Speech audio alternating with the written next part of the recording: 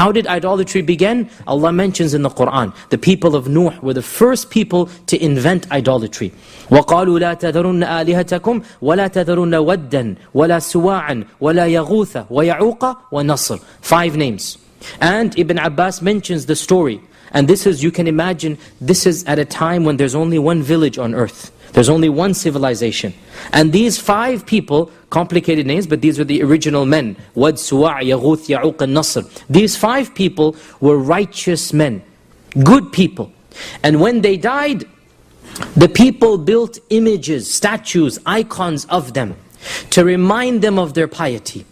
And slowly but surely, as generations kept on going, instead of just looking at the statue to be reminded of the piety, they began worshipping the statue. It's a stepping stone, as shaitan used it. So, it is said that shaitan inspired Amr ibn Luhay to resurrect these 5 idols. And subhanAllah, in ways we have to explain that these 5 idols were in fact worshipped in Arabia when the Prophet ﷺ came. Even though they had not been worshipped for millennia. And yet when the Prophet ﷺ came, there was one tribe that had Wad, one tribe that had Suwa', one tribe that had Yaghuth, that had Nasr. All of these were there. How were these names resurrected? Some books of history say it was this man, Amr ibn Luhay al-Khuza'i. And he put one stone in front of the Kaaba, and this is the Hubal. And then from this, people began proliferating idols. How so? Well, the first thing that they did is that they began worshipping, this is really interesting, they began worshipping the stones that the Kaaba was built with. How so?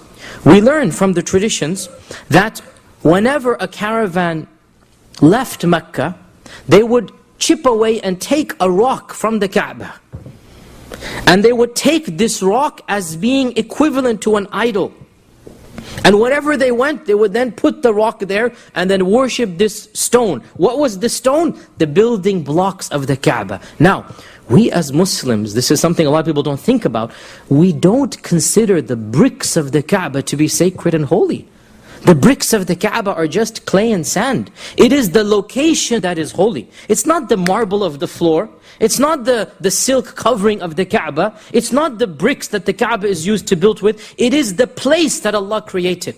And the Kaaba, a lot of people don't know this, is rebuilt every few decades. It's just like any structure. How long does a building last? You know the last reconstruction of the Kaaba, who can guess when it happened? The current Kaaba that we see now, who knows when was this Kaaba built? The people who live and visit frequently know, around 10 years ago. The current Kaaba is literally only 10 years old, that's it. There is nothing holy about the Kaaba. It is the area, it is the land of Mecca that is sacred. The Kaaba comes and goes, and after another 50 years, it's going to grow weak, the foundations are going to be crumbling, they're going to have to rebuild it. But the people of the Mecca at the time, they didn't realize this. They let paganism seep in. So they would take bricks of the Kaaba and then they would worship those bricks. And of course, this is the stepping stone to idolatry. Another Sahabi who accepted Islam, Abu Raja al-Utaridi. Abu Raja al-Utaridi mentions that before Islam came, we used to worship rocks and stones. Hadith is in Sahih Muslim. We used to worship rocks and stones. And if we found a rock that looked more beautiful than the rock we were worshipping, we would throw that rock away and put the other rock in its place.